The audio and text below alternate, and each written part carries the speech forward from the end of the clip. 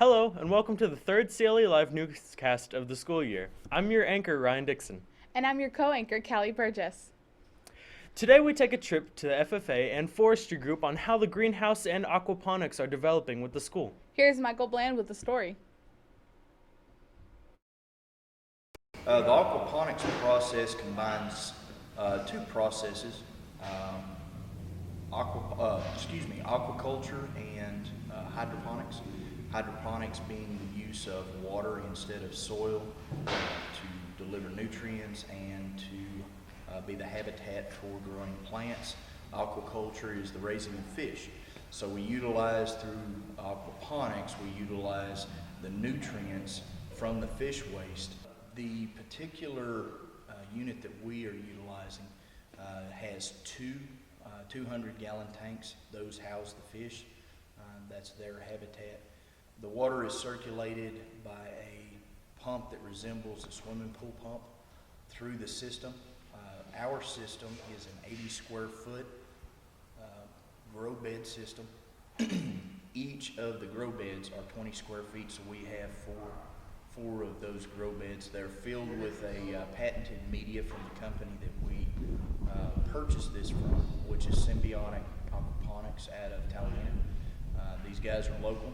They patented their own process for their media, which is a kiln baked clay aggregate that increases the surface area for good bacteria to grow, as well as it reduces the amount of pollutants that go into the water. I think it will work out with all the plant things we need to do in botany and most of the forestry stuff we need to do, and some of the ag. What we're doing with the greenhouse and the aquaponics, it is a co-op between the agricultural education program, the high school and middle school science programs. We're implementing as much STEM learning as possible. It's amazing how our students are learning such great things about the aquaponics and the greenhouse. It sure is. I love getting to watch all the greenhouse grow and develop in many ways. I was in 8th grade when the greenhouse first started. I can't believe how wonderful it is now. On the topic of wonderful and great things, here's the story of Josh Taylor and his rad Bel Air.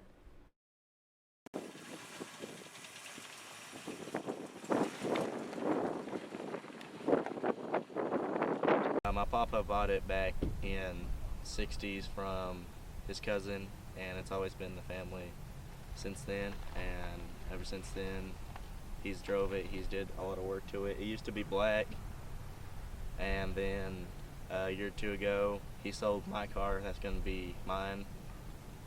So he just gave me this.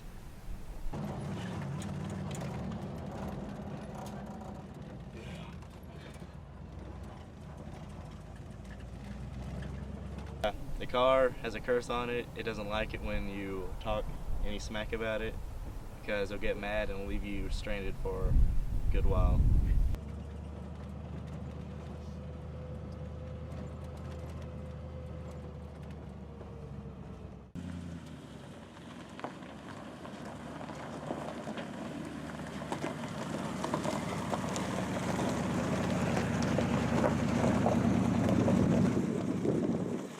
This car is pretty much stock to the bone. It's just got a 4-barrel carburetor with a Elderbrock intake.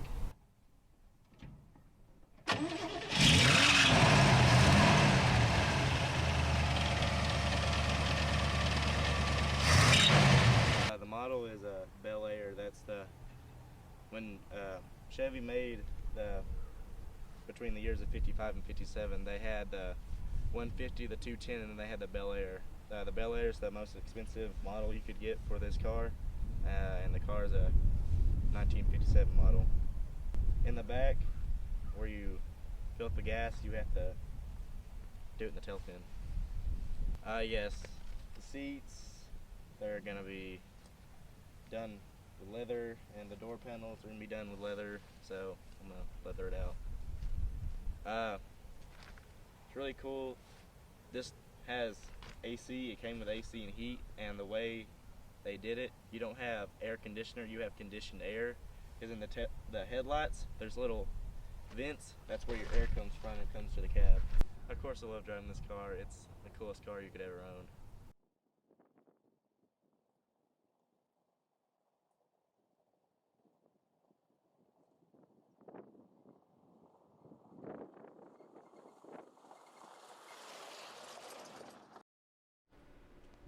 Wow, I love that every show we get to hear about new and all these brand new cars. I loved working with Josh and learning about his Bel Air, talking about neat and cool things. Aren't you a senior, Callie? Yeah, I am. You know what? What's that? I wish I'd known so many things that now I know as a senior. Luckily for the underclassmen, they have a chance to know about things before they hit senior status. Here's reporter Jada Hunt with the story. When I started my freshman year, I was very opinionated, and I spoke everything I thought to whoever would listen to me, even just outright in the middle of class if we were having an argument about something. I just thought that my opinion needed to be heard because I was just like that. I also was kind of emo. Like the way I dress, the music I listen to has changed tremendously. I think my music taste has gotten better, in my opinion. And my religious and political views have changed tremendously. I wish I knew that grades mattered, and I wish that I had somebody at Poto that encouraged me to do something with my life and that would help me with my grades and that helped me find out who I wanted to be out of college, like Howe has done for me.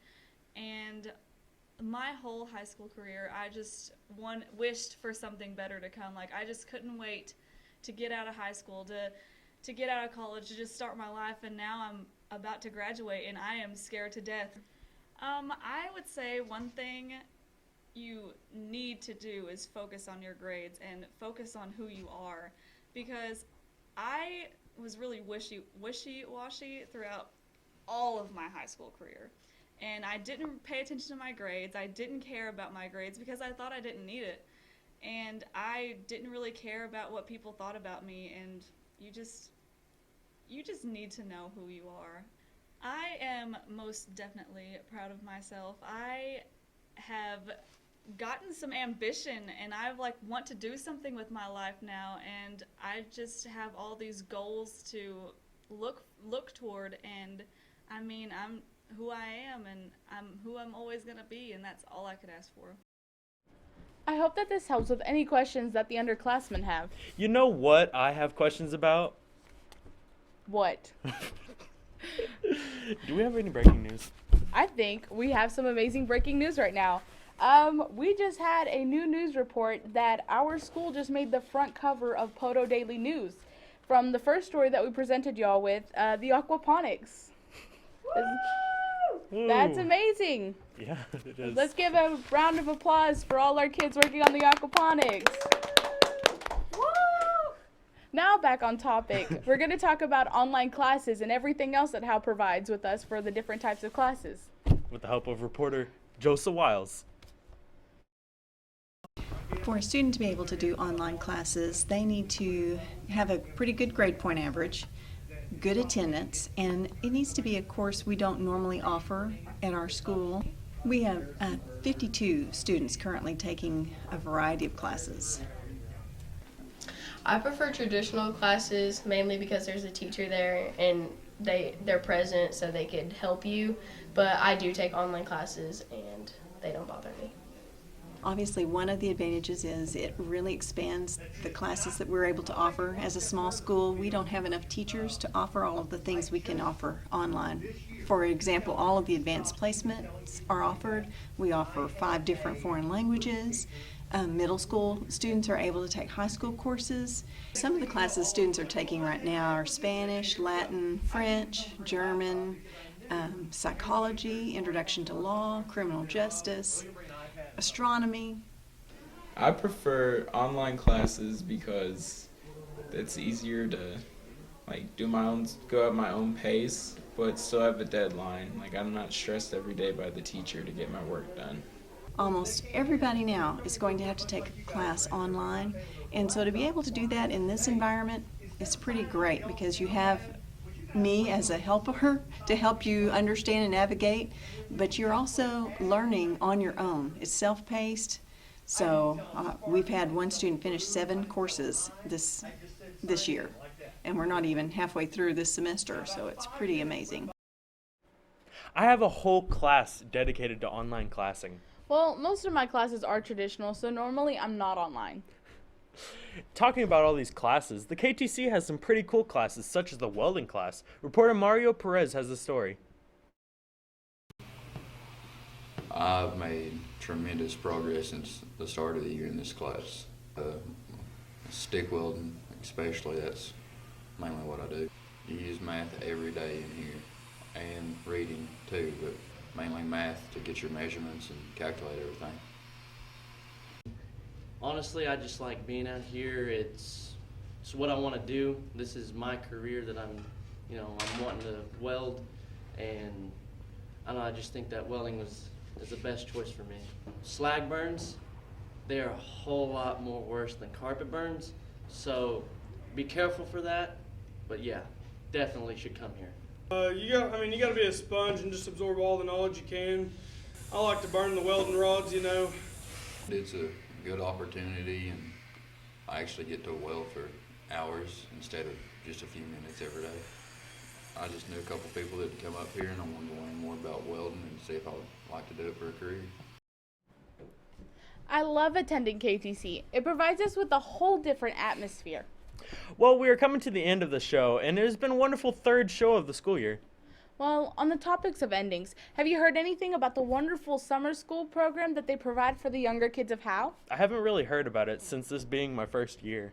It's a wonderful program that the Choctaws provide the younger children with throughout almost all the summer. It keeps them learning and prepared, and it's so great. Reporter Justin Lin has the story. In the summer of 2016, Howe Schools hosted a summer school program. The program focused on reading, math, and enrichment activities. The Choctaw Nation Summer School is provided to kindergarten, 1st, 2nd, and 3rd grade. That, to my knowledge, it will continue to be offered to those grade levels. And the idea behind that is the time when schools or children are forming foundational skills in math and reading. So we try to support these students who are needing a little extra help early on in their school careers. The teachers did activities to try to get the kids involved academically with the theme. Our theme last year was camping under the stars, so we had tents set up in our rooms. We made s'mores. We read stories about camping. Just kids really enjoyed every aspect of that. They got to read in the tents, just lots of fun stuff. The kids really seemed to enjoy the crafts, along with seconds at lunch as well. What was your favorite part of summer school? Right after we do our stuff, we get to go in the tent and look at our books. Favorite part of summer school was getting to do some crafts. My favorite part of summer school is when we went to lunch and if there was any more, like if there was a lot left, I like that we could get seconds, but the part I don't like about now is we can't. Along with the activities at the school, the students got to go on field trips too. Last year, the most memorable field trip was the trip to the Janet Huckabee Nature Center, and we got to go there and go through the trails and do activities and see they have aquariums and different setups all throughout the Nature Center.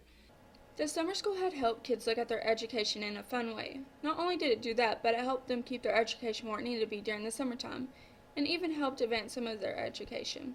For a lot of kids, I saw that they maintained where they were when they left summer school versus when they came back in August. Instead of seeing that big drop-off, a lot of kids maintained the progress that they made. And then I had one student that made up to like a year and a half of growth. Not only did the kids learn a lot from the summer school program, but the teachers had to go through some trainings to be prepared. The program is through the Choctaw Nation. They provide funding for the program, and our staff members who are part of the summer school program, they go to trainings and professional development trainings and that are required to participate in the training, and we provide different services. So we meet the requirements that the Choctaw Nation sets forth in what we provide as a school and the professional development provided to our staff. The Choctaw Nation summer program will start in May this year. Mr. Dyer is gearing up to launch another program for Howe. I think the summer school program they do is wonderful. My sister enjoyed it and came home every day just to say how wonderful it was. Well, this concludes our show today. I'm so happy with everything we have discovered in these amazing stories. I'm your anchor, Ryan Dixon. And I'm your co-anchor, Callie Burgess. Until next time, this has been CLE Live. Bye. Bye-bye.